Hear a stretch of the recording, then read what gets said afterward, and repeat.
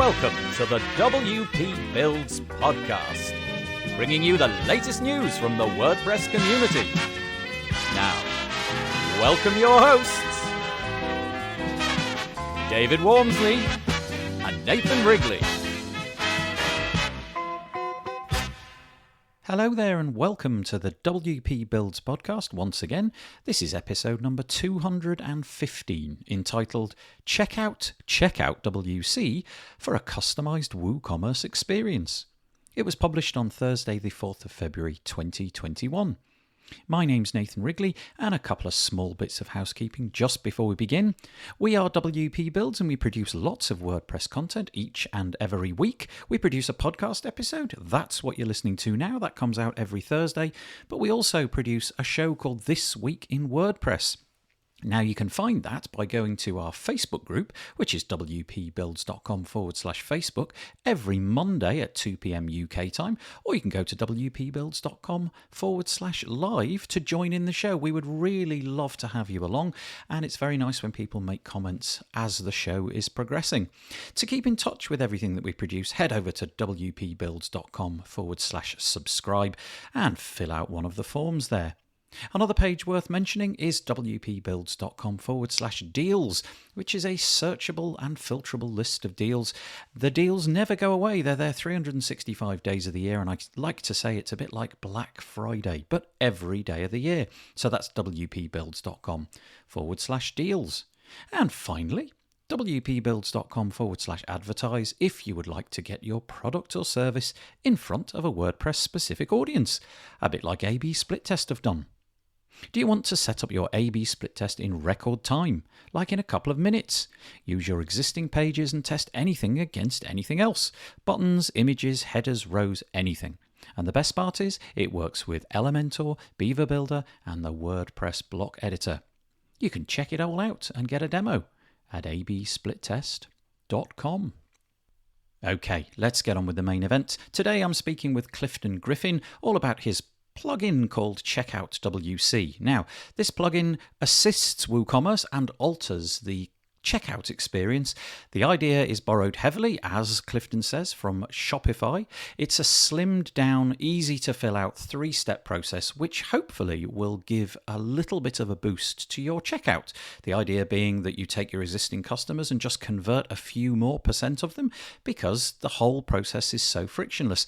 He talks to us today about why he built the plugin, and of course all about the features and the benefits that you can get once you've acquired the plugin. Speaking of acquiring it, you can actually get 15% off the plugin if you go to the show notes to do with this podcast episode, and you can see that there's a coupon code there. So remember, 15% off. CheckoutWC. Check it out in the show notes. I hope that you enjoy the podcast. Hello there, thank you for joining us on the WP Builds podcast. We got to the interview at this point. We're talking today with Clifton Griffin. I haven't actually asked if that's how you pronounce your name, but it's so sublimely straightforward. I'm guessing I've got it right. Is that right? That's right, yeah. And you're based in Virginia, North America, and he's going to be talking to us today about a product that he's got in the WordPress space called CheckoutWC. As I always like to do at the beginning of the podcast, I'm going to say you may like to pause right at this second and go to CheckoutWC.com. Have that page on, then come back, click on pause, and you can follow along with what we're doing. You know, you can actually look at the pricing page as we're going and so on. But CheckoutWC, what is it, Clifton? What's the point of it? Yeah, CheckoutWC is a drop-in solution for WooCommerce that replaces your checkout page. So replaces the version that maybe is in your theme or just the default checkout page design that comes from WooCommerce Core. With a multi-step, really beautifully designed, featureful checkout page, with the goal being to increase conversions and provide more delightful experiences for your customers. Okay, thank you. So if I was to, let's say that, forgetting pricing and all of that stuff, we'll come on to that later. Let's say that I downloaded this plugin and I am really sublimely ignorant of how WordPress works. What would be the time it would take me to get this going in a way which is meaningful to me? You know, it would actually alter the checkout. Do I have to go through many hoops? Do I have to go through a whole bunch of settings, or can I literally install it, activate it, and broadly speaking, we're done? The latter. So we've tried to make it as easy to use as possible. A lot of solutions in this space are kind of they lean more towards page builders. And we try to be much more opinionated than that. So when you activate it, we look up for instance, we grab your logo from your WordPress logo settings, and we set that up as your logo. You can change it later, but it's there for you to use. And all the basics are set up for you. It should just work. So, of course, it's an e-commerce site, so you want to make sure you test it. You don't want to just activate it on your live site and assume everything's good. That's a great way to lose sales. Yeah. But there's no, the customization really comes down to your preferences. It's not, make a bunch of decisions to use it. We set good defaults that we think most customers should use, and then you can tweak it beyond that. In terms of customization, I mean, padding and margins and all of that sort of stuff, we'll put all of that to one side. But probably what most people will be interested in, is the sort of colors and whether or not it brings along for the ride the theme colors that you've chosen. I'm guessing to some extent it will. Yeah, so with theming colors, it's kind of interesting because there's not really a standard interface to get those. Every theme kind of does it different. You have themes that have completely custom kind of page builders and admin setting panels built in. So each of our themes has default colors, and if you go to our design settings, there's just color pickers that you can choose. So you can, in just a few minutes, set your brand colors, and you'll be good to go. Okay, thank you. Now, obviously, there's a lot of people who listen to this podcast who are WordPress users. In fact, I'd venture to say all of them are WordPress users. But some of them may be heavy users of WooCommerce. Maybe some of them have explored it a little bit. But there's a problem with the WooCommerce checkout experience, clearly, in your estimation, if you've taken the time to create and release a plugin which solves those problems. Do you want to just run through what the limitations are with WooCommerce, the sort of default checkout experience? What's up with it? What needed to be improved? Yeah, that's a great question. So WooCommerce is incredibly powerful. One of the best things about it is that you can do just about anything you want with it. Where it gets a little weak is in the particulars of how it looks when you first install it. The product pages are pretty good. The cart page is very functional. Where I saw the biggest need in the WooCommerce space is the checkout page, because it's really the most important page, for most stores, because it's really where sales are made or broken. Mm-hmm. I think the estimates are 70 to 80% of customers abandon their cart.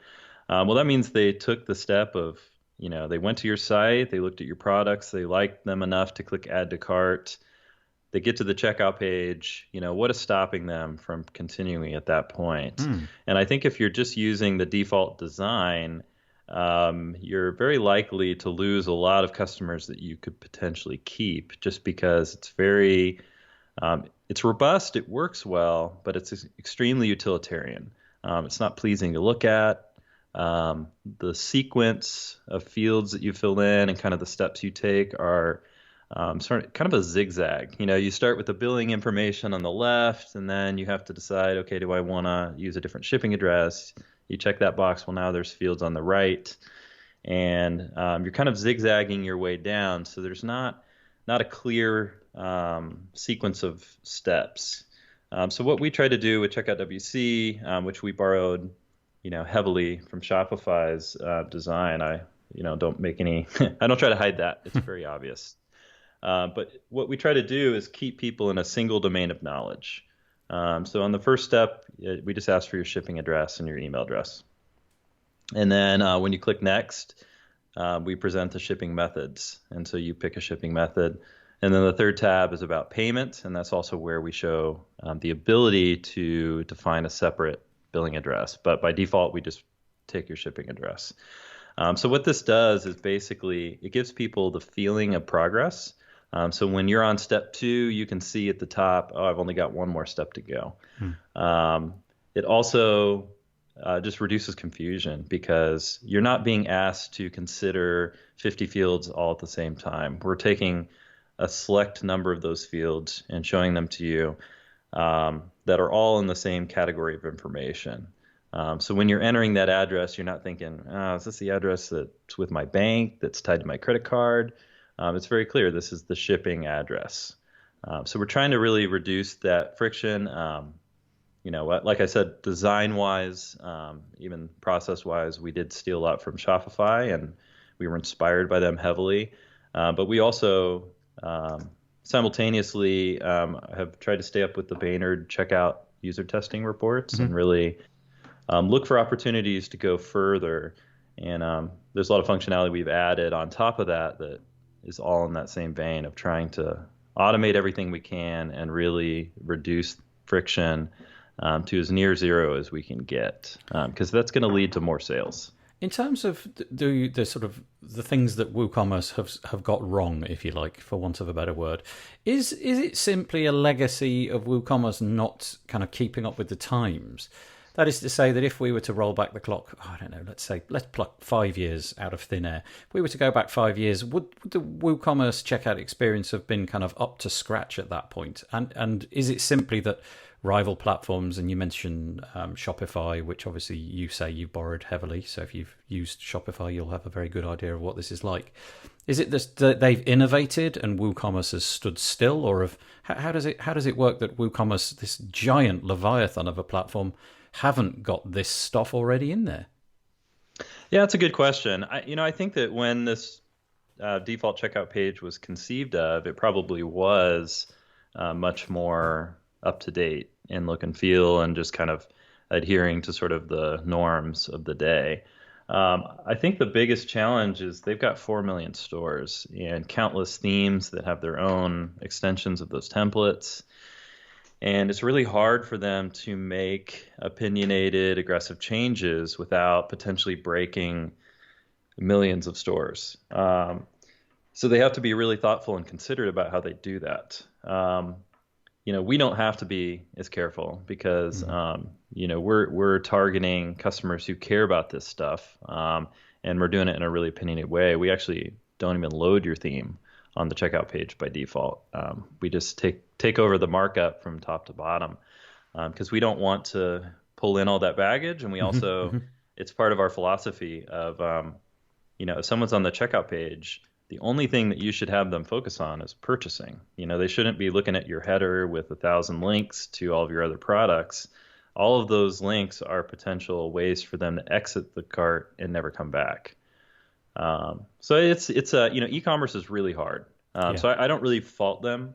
I think it would be hard for them to have a out of the box solution that is as optimized. It's a tough landscape. Yeah. Just on that point, I just wonder if, obviously you've heavily invested in this now. You've clearly spent a lot of development hours and no doubt sunk some money as well into all of this. And there is an element, there is a chance that WooCommerce could do to you what you've done to WooCommerce, that they could turn around in a couple of weeks and literally come out with something which is akin to what you've got here. And again, sort of stepping to one side a little bit, does that kind of stuff worry you? The fact that you don't have control over that stuff, and you've obviously spent ages building this, and it might all sort of crumble around your feet if WooCommerce decide to amend their own cart?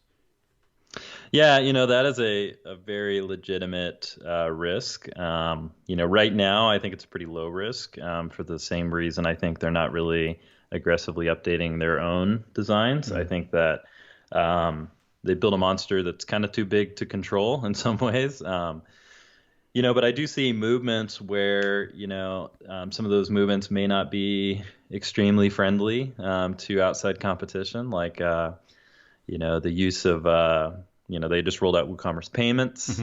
And I think that, they're steering people into their own payment platform. So you have to ask, well, how, friendly will they be to other payment platforms over time? It's an open question. We haven't really seen anything to indicate that they're making a big change there. But they also came out recently with a beta of a kind of Gutenberg style checkout page that's based on a block. And it's a lot better probably than, the current checkout page, but it has significant limitations. Only works with WooCommerce payments or Stripe right now, I think. And it's not necessarily, it doesn't really even fix the acknowledged problems with their current checkout page. There's a GitHub issue that kind of goes in depth of, here's all the sort of inefficiencies in the user experience of that page. And I don't really think it necessarily addresses those, at least not all of them.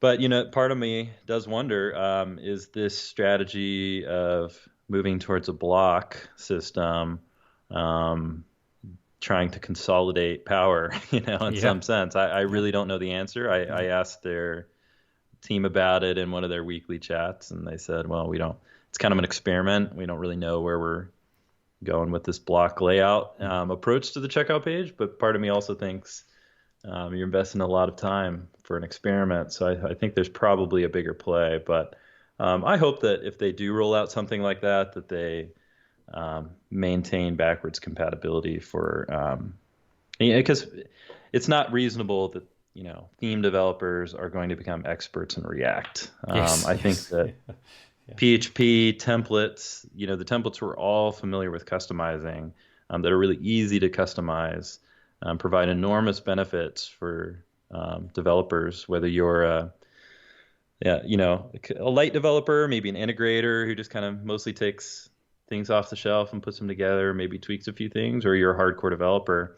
It's faster when you just have kind of standard templating practices that we're all used to. So no one can really tell the future, but it's something that we're keeping an eye on, and I hope that they'll acknowledge that one of the reasons they have 4 million stores is because of how easy it is to customize, and that they won't take any sort of anti-competitive actions there. But it's something that we have to keep an eye on for sure, and there is some amount of risk there. I'm not sure what it would be. Well, I mean, obviously, it's an unknown. You just have to. Well, nobody would build anything if there wasn't some element of risk, I'm sure. So let's move on. Worst case scenario, we'll just fork WooCommerce. Not really. I would never do that. But maybe someone else would. Yeah. You mentioned earlier that 70 to 80% of abandonment happens at the cart stage. They've got the cart filled up with stuff that they've done. That is an extraordinary number, actually, when I think about that. Because the time taken often to get the cart full, and I don't have any data on this, but you probably browse for minutes, possibly longer, to get the cart full, and you're just having a little bit of play. It's a bit like window shopping. You wander into the shop, and you just sort of look at all the shirts and the blouses and the trousers and all of that, and you never end up walking out with anything actually bought and paid for. It's the same here, but 80% is extraordinary. That's a lot of window shopping. So specifically, do you have any metrics on the things that you have implemented which kind of turn that curve a little bit towards the sellers, in the seller's favor?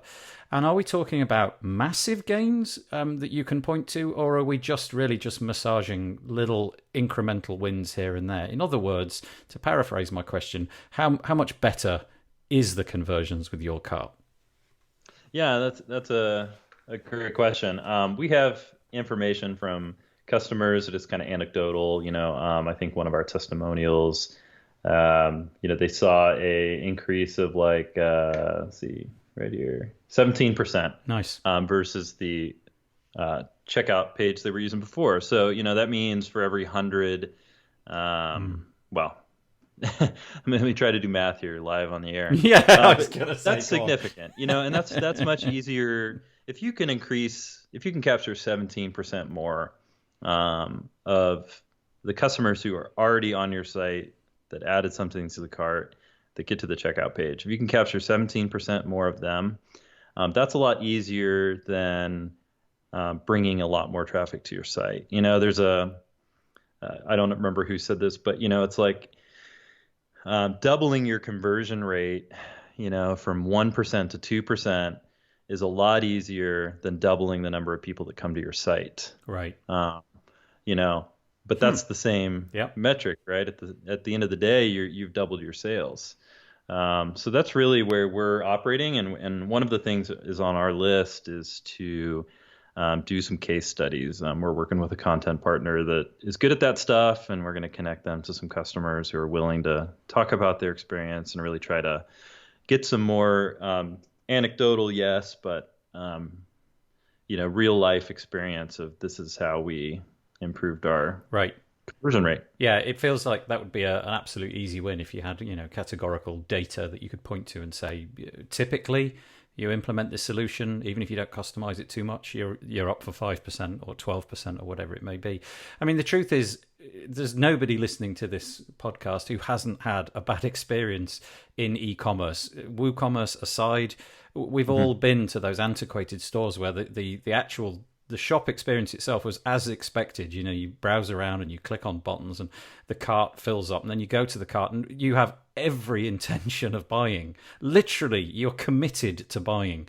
And the cart just kills you. You literally, it just won't work. I can't get to actively be inside that box on my mobile phone, or just something's not right. It's asking me too many questions. There's no way I'm giving them this information. So I'm guessing that's it. You're just tweaking, massaging little things, cutting out the extraneous stuff, speeding things up, automatically looking up certain things, maybe making it easier so that you can go back and amend things. So let's drill down specifically. You mentioned quite a few of these things at the beginning. If we hit it, let's say that we've been to a WooCommerce shop and we've put some widgets into the checkout, and we then decide we're going to buy, and we end up at the first hurdle that you're presenting us with. So you've hijacked WooCommerce's checkout procedure. What is the quickest that you can give us to get from hitting the checkout, the cart button, to actually purchasing? What's the fastest way that we can do that with WC checkout? Sorry, checkout WC. Right. So the fastest way would be if you're using Stripe and you've enabled Apple Pay. We're going to put that button right up top, and when you click that button, I use it every time I can. It's by far the fastest way to check out, just because there's no password. It's literally your fingerprint or your face. You are using cards that are already stored in your Apple Wallet. Addresses that are already available. So you don't have to type in anything. You just click the button, authenticate it, and you're done. Can I just interrupt at this point, because I'm not an Apple user, and I have no insight into how this system works, but from everything that you've described, it sounds like voodoo. It's just pure magic. Does it suck out? Pretty much is. Yeah. I mean, I've used Google's Rival because I have an Android phone, but I've only used that in bricks and mortar stores. I don't think I've ever enabled the option, or rather used that option when I've seen it on an online store. But just run us through that process. So you click the Apple button.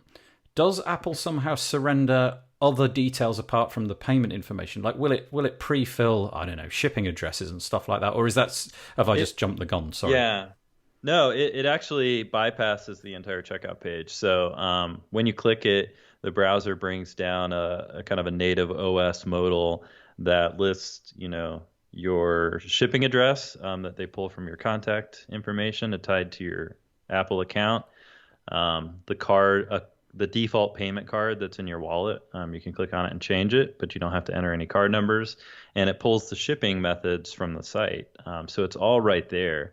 And once you click pay, it just goes straight to the thank you page. So it's not like PayPal where you log into PayPal and then it takes you back to the site and everything's pre-filled and then you hit complete. Though you can skip that part with PayPal, but that's generally how it works. Yeah. It just takes over the whole process. So that's you basically achieved the whole thing. There's two buttons. You're at the cart, you click the Apple button, and then you click a confirm button once you've just scanned through and checked everything's okay. Yeah. And you're done. So what's that? 20 seconds, maybe? Yeah, and that works best if you are kind of adhering to the philosophy that we're trying to instill in our customers, which is don't ask for anything that you don't absolutely need. Right. So you may want to send your customer a birthday card on their birthday with a discount code or something. That's a great idea. It's a nice impulse. Probably even works really well. There's a better time to ask them for their birthday than on the checkout page, because every single field that you ask them to fill in, even optional fields, is just a little barrier you're putting between them and a final sale. So we recommend not, if a field is optional, you should probably remove it. An exception would be like address line 2 for apartments and suites and things like that. Mm-hmm. But virtually everything else, don't have company on there unless you need company. Are you going to use that information? Is it going to be part of the shipping label? No, drop it. There's no reason to have it.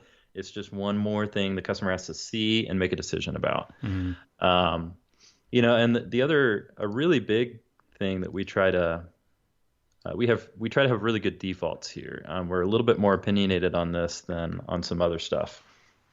Is that when it comes to accounts, we have a philosophy that says if you're going to offer accounts, you should register them automatically. So don't make them pick a new password on the page. Just generate a password for them. This is a feature built into WooCommerce already, where essentially it'll generate a password and email it to them upon a successful purchase.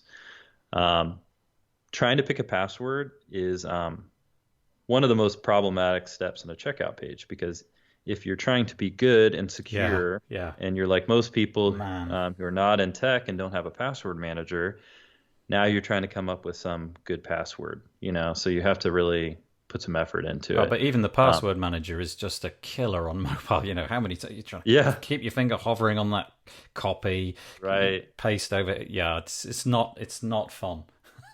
And there's another problem, which is, we also tell people to always allow guest orders whenever possible. Right. So even if someone already has an account, let them check out as a guest the next time they're purchasing.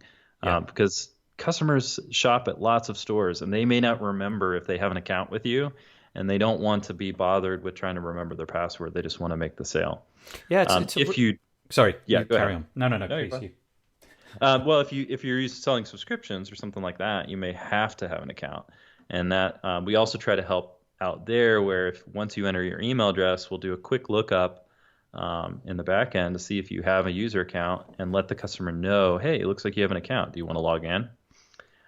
So we try to minimize the friction there as much as possible. With that, just a couple of things anecdotally from being a user of these things. Yeah, the password managers are a killer. Yes, I will always check out with a guest registration if that's on offer.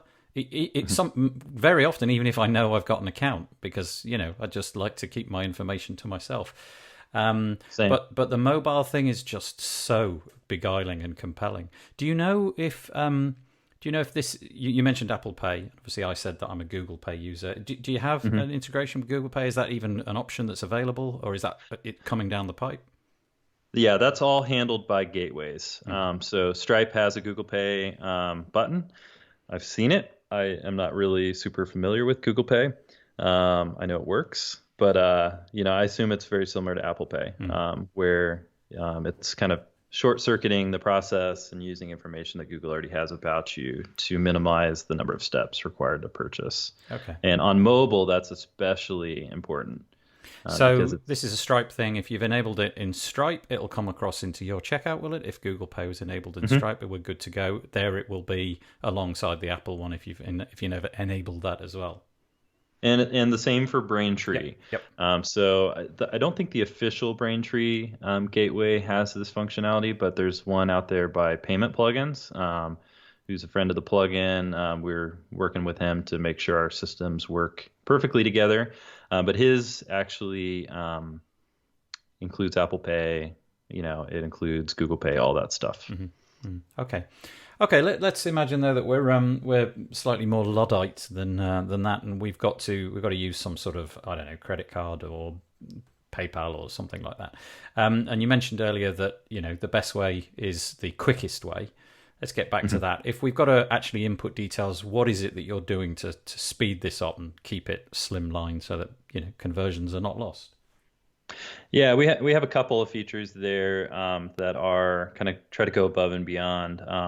Out of the box, what we do is when you enter your postcode, which we've ordered the fields to maximize the usefulness of this. So we have country and then postcode, then state and city. As soon as you enter your postcode, we do a lookup and we auto fill in your state and city. Oh, nice. It's public information. There's no reason to make people fill in 3 fields when they can fill in 1. Yep. There are some limitations to this, and I'm sorry to say this affects you in the UK. There are countries that, for reasons I can't fathom, have copyrighted their postal code information. Yeah. So it's illegal to maintain a database like that. So our zip service does have limitations when it comes to, I think, particularly UK postcodes, but I think there's some other European countries that fall into this camp. I'm apologising on behalf of everybody in the UK for this oversight. I appreciate that. But for those people, we do have Google Maps address autocomplete. So it takes a little bit more setup from the merchant's perspective, but I think it's well worth it. As you type, it's looking up addresses that are located near you, and you click an address and it'll fill in the whole thing for you. So that's a great alternative. What, you see a map and you this is a confirmation thing, or this is a way of actually putting your address into the fields? It's as you're typing into the address field, it starts showing you suggested addresses from Google Places, I guess. Okay, Google Maps is probably a misnomer there. Yeah. So that's one way to do it, and we also have support for a lot of stores are like, hey, we only sell in Canada. Can we make sure the addresses are only from Canada? And so we have an easy way for merchants to define a list of countries that they want to prioritize in Google Places as they're typing. Mm-hmm. So that covers the UK, it covers the whole world. It is a premium feature that requires our middle tier or higher tier, but we think if you can do that, you should probably do that. Mm-hmm. Okay. Anything else?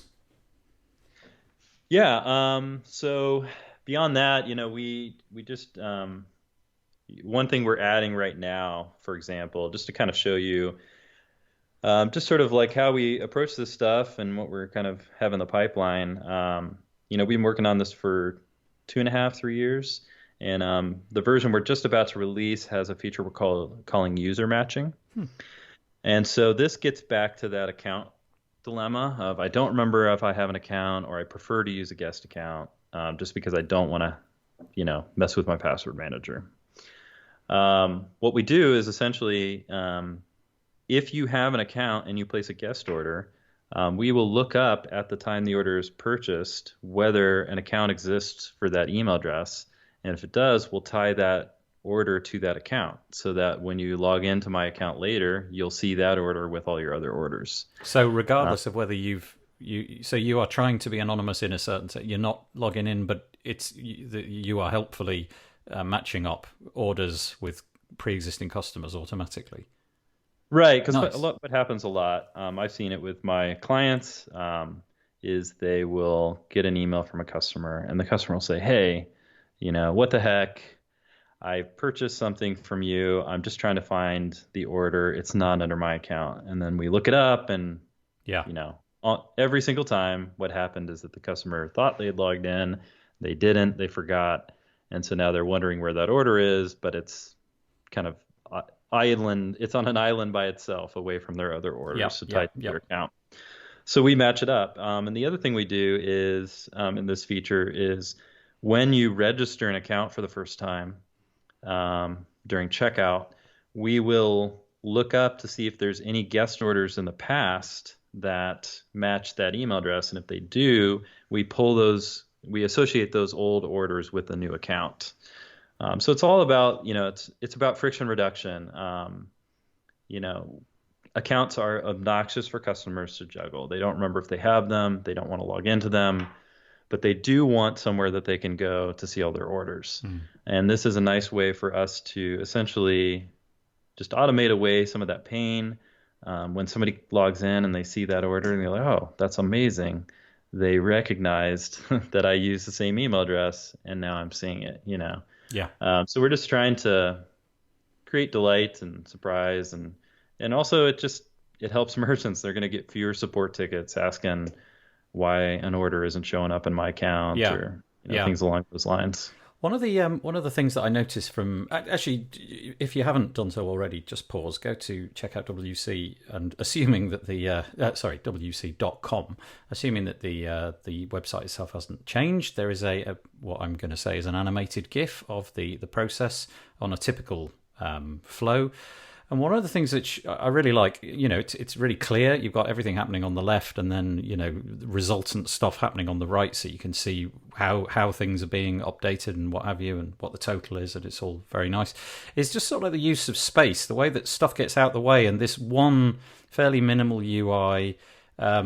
Everything is done within the same space. So once something's completed, it just sort of disappears. It's gone from your viewport, and I can imagine that this would be really useful on mobile.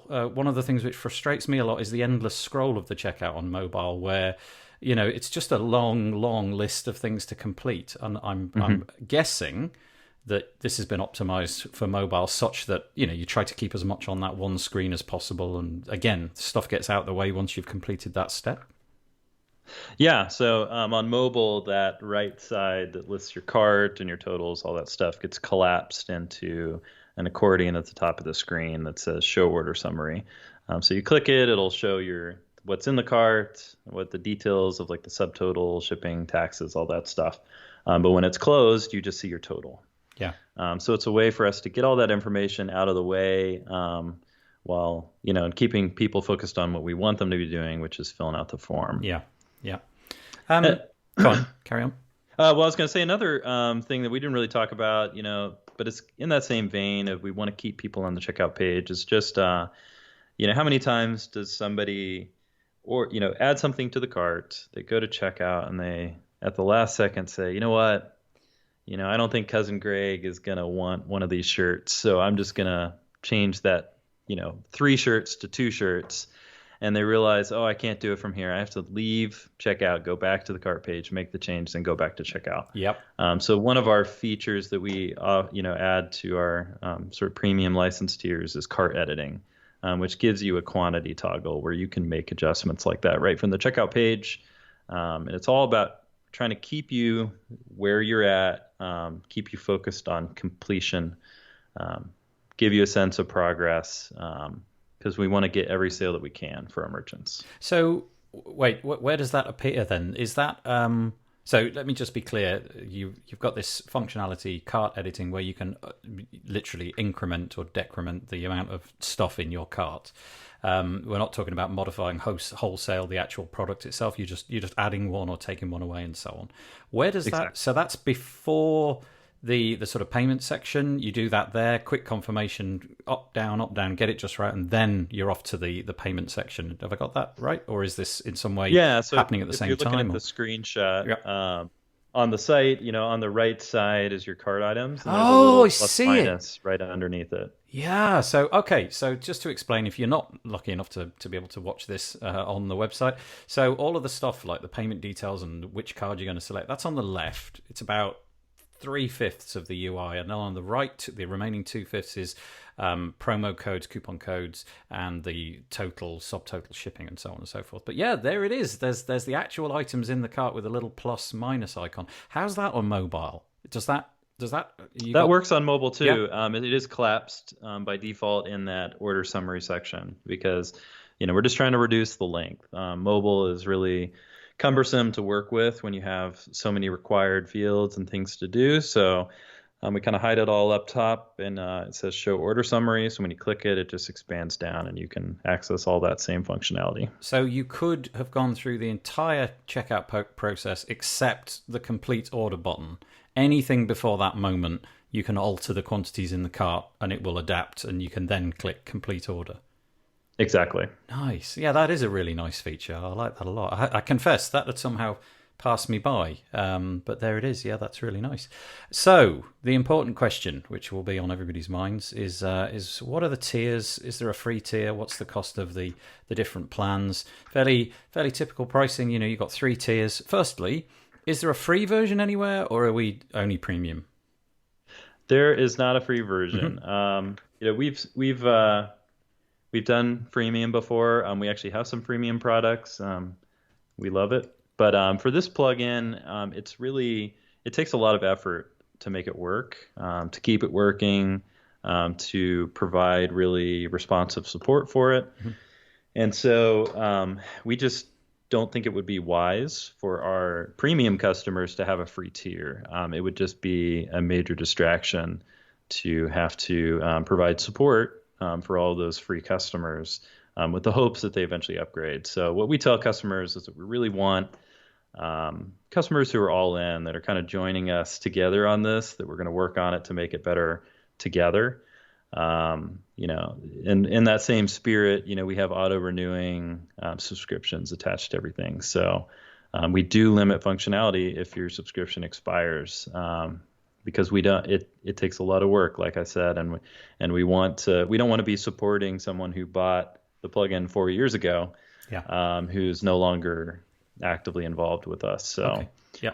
We're trying to learn from advanced content templates that just moved to that model. I think WooCommerce.com just moved to that model. Easy digital downloads is already there. A lot of great products kind of died in the model of selling lifetime licenses and giving away too much for free. So we're trying to protect the product really, and make sure that it's there for our customers years to come. I just think there's so many arguments to be had in this space. Whether or not there should be a free tier or whether it should be premium only. I think it's up to you, right? It's your product. If you want to have a free tier, have a free tier. If you don't want to have a free tier, everybody's clear. It's just start with the startup plan, which incidentally gets you one install. For $149 per year. Oh, speaking of like the free version, there is of a fashion a free version. It looks like on all the plans you've got a free 7-day trial, so you don't have to pony up the money and then play with it and realize it's not to your liking. You've got a free 7-day option there, but you get 1 year of updates and support. For the startup plan. Future standard features. I guess standard means startup, does it? In that case, yeah, essentially. Okay, and then we've got not restricted features. Okay, got it. Thanks. And then there are other things which are available on the larger plans. So we've got the growth plan at $249 per year. This allows you 5 installs with the same year of support and updates. And you've got premium features. So this cart editing, the address autocomplete, the thank you page, the order page, the one-page checkout. That's all in the growth. And then should you have a big agency, you might want to go for the developer plan, limiting you to 150 installs with all the features that I've just mentioned. Any other ones added in? No, I think it's the same set of features. And then if you are truly gigantic, you can send them an email to go for enterprise pricing for anything. If you've got 151 or more, you need the enterprise plan. We do offer monthly plans too. Some customers like to start there and then they'll upgrade to annual later to save a little bit on their annual cost. Mm-hmm. And we offer 30-day refunds too. So we realize that a product like this sometimes takes customers a while to experiment with it and play with it. And so if you ask for a refund, we're not gonna hold you over a barrel and make you force you to tell us how you tried your best to use it. We're just gonna give you the refund. Yeah. Of course we'll offer to help out in any way we can. But I bought products before where you go to request a refund and they point to text in their refund that says, "Hey, unless you tried every way imaginable to make this work for you, we can't offer a refund." And I think that's just really draconian and terrible. So there's a really nice demo section to the website. So I keep wanting to say WC checkout. CheckoutWC.com/demos, and you'll see you've got the option to kind of modify the theme. It's showing you the different ways the checkout can look, and it's just showing you the images, so you can look at what the information page looks like, look at what the shipping page looks like, and the payment page and the thank you page. And then underneath each of those images is a button called Live Demo, and if you click on that, rather than looking at images, you can actually go and see what the checkout actually feels like. And there it is in all of its glory. So checkoutwc.com/demos if you wanted to go and check those out. And then obviously checkoutwc.com if you feel like you want to get on board this and check it out for yourself. Anything we missed, or any place on social you want us to mention? This is your moment to just basically hoover up all the things that I forgot about. Yeah, I realized that we never really mentioned that there are 4 different kind of templates within CheckoutWC. So you have kind of 4 starting designs. So if your store has a different look and feel, there's probably one that will match up pretty well with it. The other thing I wanted to mention, if I can, is I've created a discount code for WP Builds listeners. We like it. Yeah. So it's just WP Builds, all one word, and that'll get you 15% off. And that discount follows you as long as you have your license. That's very nice. Thank you so much. That's a really nice offer. Mentioning the themes that you've got. Forgive me if I've got these wrong. They're on the demos page as well. That's right. Got default theme, the futurist theme, which is a bit more industrial, modern looking. The Copify theme, which is a bit of a nod to the Shopify. Where did we get that name? Yeah, I was going to say, yeah. And the newest one in the bunch is the smooth and glassy glass theme, which I have to say I think is my favourite. There's something about that I like that. So, check it out. And remember, as Clifton just said, if you want to avail yourself of 15% off, WP Builds is the coupon code. Will that have an expiry date, or are you just going to let that one roll? Nope. You are that will be available for all of time. Hey, that's great. Thank you so much. Appreciate it. Go and check it out. CheckoutWC.com. Thanks for joining us today, Clifton. Yeah, thanks for having me. Well, I hope that you enjoyed that. Absolutely fascinating chatting to Clifton Griffin this week about CheckoutWC. Remember, if this has piqued your interest, you can head over to the WPBuilds.com website, look at the show notes, and there's a coupon code there to get you 15% off CheckoutWC. Thank you for that, Clifton. If you've got any comments to make, you can make them on the podcast episode at WPBuilds.com, or alternatively, why don't you head over to our Facebook group, WPBuilds.com/Facebook, and you could make some comments there. The WP Builds podcast was brought to you today by A/B Split Test. Do you want to set up your A/B split tests in record time? The new A/B Split Test plugin for WordPress will have you up and running in a couple of minutes. Use your existing pages and test anything against anything else. Buttons, images, headers, rows, anything. And the best part is it works with Elementor, Beaver Builder, and the WordPress block editor. You can check it out and get a free demo at absplittest.com. Okay, we shall be back next Thursday for another podcast episode. Why not join us at 2 p.m. UK time on Monday? wpbuilds.com/live, or in the Facebook group wpbuilds.com/Facebook, and join in the conversation over there. It's always a pleasure when people make those comments. If not, we'll see you at some point soon. Stay safe. Bye-bye for now.